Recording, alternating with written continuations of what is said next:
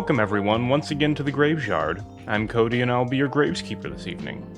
The year is 2011. December to be more precise. I had recently bought a copy of a game called Silent Hill off of eBay. I've been a long-time Resident Evil fan, but I had known about Silent Hill for quite a while, enough to know the two franchises were the pillars of the survival horror genre. I'm not really sure why I'd never played until then, but I'm glad I finally did. It only took me one play session to be drawn in by the claustrophobic atmosphere, brilliant environment and monster designs, and cryptic narrative. Within that same month, I got the UFO ending and started speedrunning the game on hard mode. I was hooked. Now unfortunately for me, it turns out there may have been no worse time to become a Silent Hill fan. Right around the corner, in 2012, were some of the most reviled pieces of media in the entire franchise.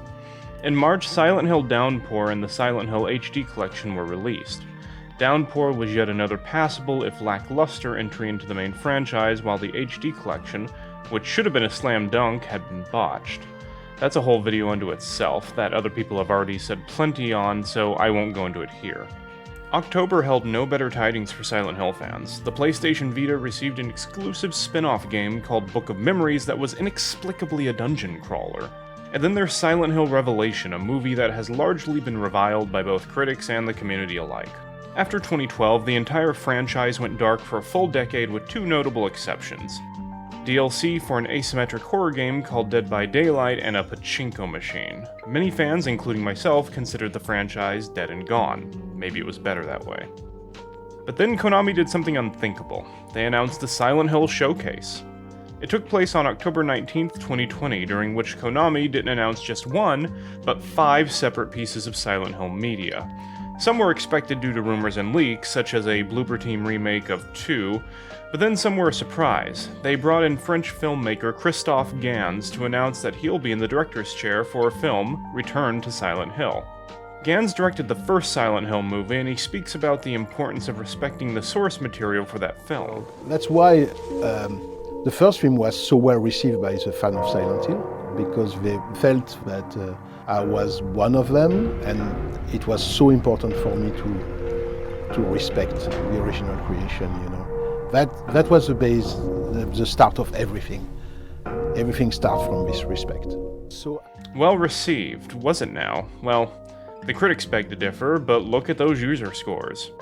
I actually remember enjoying that film quite a bit, so I went back and watched it again for the first time in many years, and I honestly loved it more than I remember. That's the plot twist of this YouTube video. It's me. I'm the fan from the title. But truly, if you go to Reddit and other places where you can perform a vibe check on any given fandom, you'll generally see positive feedback on the movie. No one thinks it's the greatest film ever made, but the worst I've seen is indifference.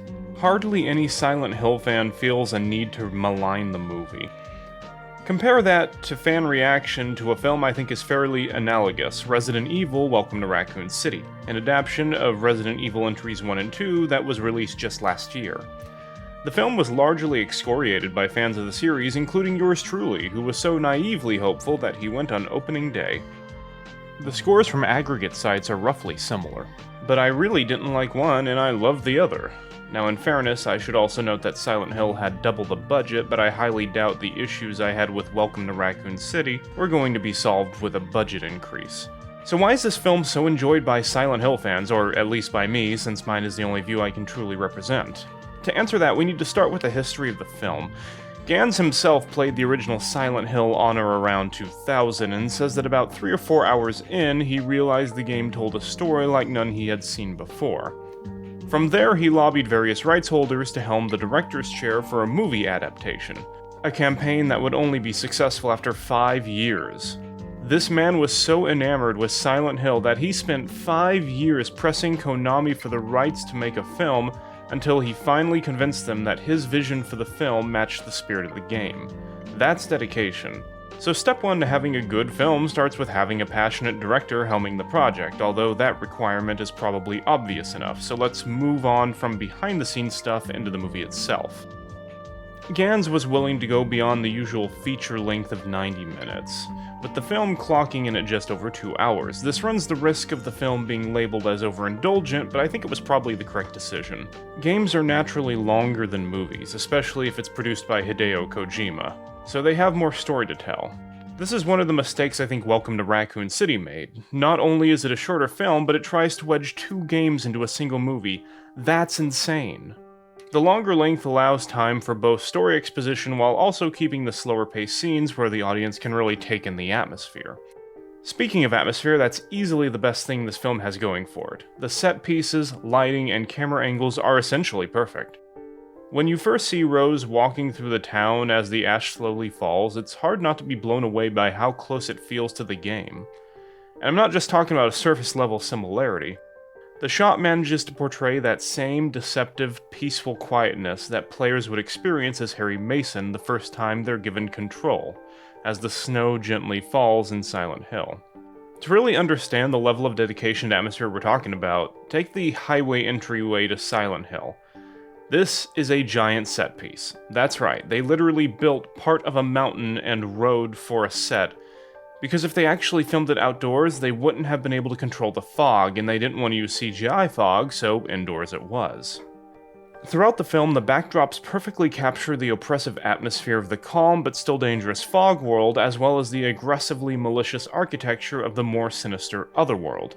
There are even a few set pieces that Gans clearly took interest in while playing the game, and painstakingly recreated for the movie. Some of the shots even mirror the camera's movement from the game. Furthermore, all the creatures that call Silent Hill their home look fantastic.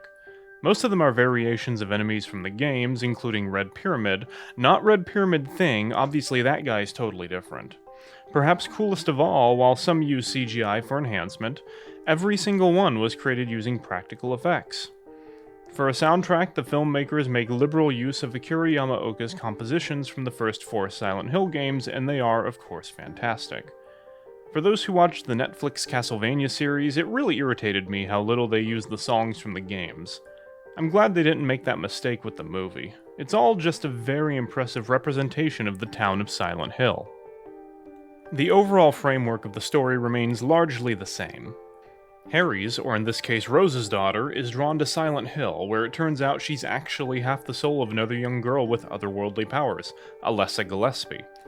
The story does deviate from the video game in a number of ways, but I think Gans, along with the film's writer, Roger Avery, did a pretty good job adapting the story while maintaining its essence from the game. Gans clearly was going to have to make some changes because Silent Hill doesn't lend itself well to a film in terms of narrative. It's a game in which the atmosphere is partly reliant on isolation. Harry's meetings with other individuals in the town are sparse and short, with each individual being unreliable in some way. Sybil denies her situation entirely, Dahlia speaks in riddles, Michael is defensive, and Lisa has amnesia. Instead of feeling relieved when such meetings occur, the player should feel uncomfortable and concerned. But a movie can't just be 2 hours of Rose running around swinging a pickaxe at nurses, so some changes had to be made. For example, throughout the original game, the player is expected to piece together the backstory of the town, the cult, and Alessa herself through a trail of breadcrumbs in the form of memos left by various people in town that interacted with Alessa. However, that kind of narrative building isn't available for the film. In order to rectify this, the film has the power of Silent Hill manifest Alessa's pain and hatred into a character that calls itself Dark Alessa, although it implies it's more of a dark god of the town that long predates Alessa herself. Alongside her, you have Rose's husband Christopher researching what happened to Silent Hill in the normal world in an attempt to figure out what happened to Rose and Sharon. Both of these characters are there to help the viewer piece these bits of the story together that the player naturally would have done themselves over the course of the game. The results of this decision are mixed, and in the case of Dark Alessa, leads to a nearly 10-minute exposition dump devoid of sophistication. Admittedly, the characters feel more like band-aids for the lack of subtle storytelling the game had, but they get the job done. Now I want to talk about a much more interesting and I think successful change in the cast. In the game, most of the cult, simply known as the Order, remains in the normal world, so in addition to Dark Alessa, all the cult's members have been drawn into the fog world for the movie, having been trapped by the hospital-bound Alessa herself using Dark Alessa's power. Included in that cast is the leader of the cult, Christabella. To explain the Christabella character, we need to talk more about Dahlia Gillespie. In the game, Dahlia is the mother of Alessa and the leader of the Order. When Alessa was 7, Dahlia botched a ritual designed to use Alessa's powers to bring about the Order's god, leaving Alessa covered in 3rd and 4th degree burns and her soul split in two, with the other half becoming Harry's daughter Cheryl. While she appears to be an ally to Harry Mason at first, she's really just using him to recapture Alessa so she can complete the ritual once and for all. The movie splits the game version of Dahlia Gillespie into two characters, creating a new leader, Christabella, who is also implied to be Dahlia's sister and Alessa's aunt. The Dahlia of the film is not malicious and is simply a member of the cult, not in any leadership position. Unlike the Dahlia of the game, she clearly loves Alessa, and initially resisted Christabella's demand for her to be handed over for cleansing, although she did eventually relent. When she realized the cult's idea of purification involved burning Alessa, she called the police, who saved her from death, but not a painful hospitalization. Nor did it save the town's coal mine from being permanently engulfed in flames. Dahlia's guilt over Alessa later prompts her to try to defend Sharon from the cult. Her love for Alessa allows her to live through the film, something her game counterpart does not accomplish. Christabella, on the other hand, has no such qualms about serving the god of Silent Hill, inheriting the maliciousness of Dahlia from the game without also inheriting her incompetence. However, rather than birthing God from Alessa, her role is ostensibly to keep the cult free of sin, while they go about doing whatever cults do from day to day, and Alessa, she believes, is filled to the brim with it due to being born out of wedlock. Christabella's actress, Alice Krieg, plays her role to damn near perfection, and while I don't think any of the actors are particularly bad, I consider her to be the standout performance. Even though we're aware she's been doing terrible things for at least 30 years, she exudes this righteous, steely resolve usually reserved for protagonists. I get the sense that the cult would have been killed off by Silent Hill's creatures decades ago without her leadership, and I absolutely buy that she believes everything she's doing is demanded by the god of Silent Hill. Her attitude is, I get it. You don't want to burn your daughter, but God demands that sins must be purged, so there's no use crying about it. It is what it is, get over it. Christabella shows no regret. She doesn't see anything she's done as wrong and would do it again in a heartbeat. Hell, she'd probably burn herself without a second thought if she decided she was in need of good sin purge. In a recent Icon vs. Icon interview, Krieg stated that she gave her all to the role, and that putting herself in the shoes of a murderous religious fanatic like Christabella was one of her darkest experiences on any set. Despite not being a method actor as far as I'm aware, she stated she felt like the character would stick with her against her will even after work. It disturbed her to the point that, after filming Wrapped, she sought therapy to get Christabella out of her head, saying she hopes never to have an experience like playing her again. While this might sound dramatic, I'm no actor, so I feel I'm in no position to question her experiences. The addition of Christabella, the cult members, and a more sympathetic Dahlia to the story of Silent Hill is a huge risk, but it pays off and keeps the story interesting. It creates multiple factions with different interests that can interact with each other and Rose. At times it feels like the cult, led by Christabella, and the town itself, led by Alessa, are essentially at war with one another, with Sybil and Rose caught in the middle, forced to take whatever help they can get from either side in their quest to save Sharon. The last positive thing I want to mention is that Silent Hill retains the horror shaped by the game, relying on disturbing imagery over jump scare, gores, or on-screen kills. However, that doesn't mean the film isn't gruesome when it needs to be. The final confrontation with Christabella involves a long take of Sybil's face as she's being burned to death, and the practical effects are gnarly enough that I'm going to go ahead and censor it here. And once Dark Alessa is let into the sanctuary of the cult by Rose, Alessa wastes little time using its power, tearing Christabella and the entire cult to shreds, minus Dahlia. It's a satisfying and visually spectacular finale to the film, even if the CGI barbed wire is looking a little dated these days. All that being said, the film is not perfect, so let's talk about a few criticisms. The dialogue can be incredibly inane at times, though I admit that writing has never been this franchise's strong suit. Particular shout out goes to the exposition dump from Dark Alessa that lasts nearly 10 minutes. This kind of stuff should have been explained piecemeal as the story went on. Wasn't that the entire purpose of Christopher? But whenever the story follows him, we just get a few cryptic hints rather than anything actually revelatory.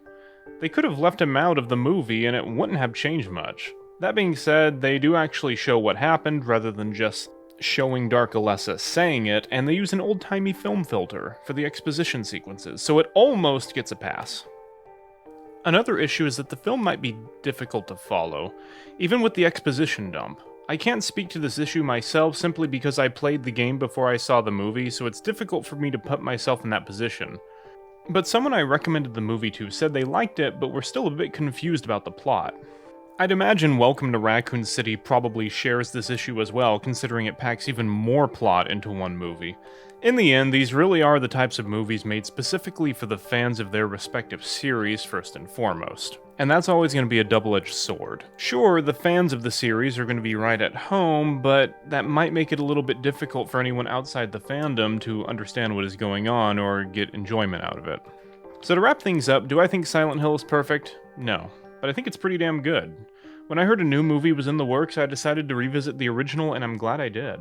I was prepared to find more flaws, but honestly, it's just as fun to watch as I remember. If you're looking to watch it yourself, you can stream it on Hulu as of this writing. And if you like it as much as I did and want your own copy, avoid the original 2006 Blu-ray release from Sony. This version was actually one of the first Blu-ray movies ever released, and frankly, it shows. Pick up the 2009 Scream Factory version instead. It uses a newer scan of the original negative. Trust me, it's worth the extra cost. Only time will tell what kind of movie Gans adapts Silent Hill 2 into for Return to Silent Hill. Maybe some of you will be watching this after its release and already know. I'm not going to claim putting the project in Gans' hands is a foolproof way to ensure it's good any more than I'm gonna say the new games will be good. I don't know if any of it will be good. This is Konami after all. That being said, Christoph is the real gamer. And I'll let you be the judge of how important that qualification is for making a good video game movie. I'll see you all in the next video, and have an excellent rest of your evening.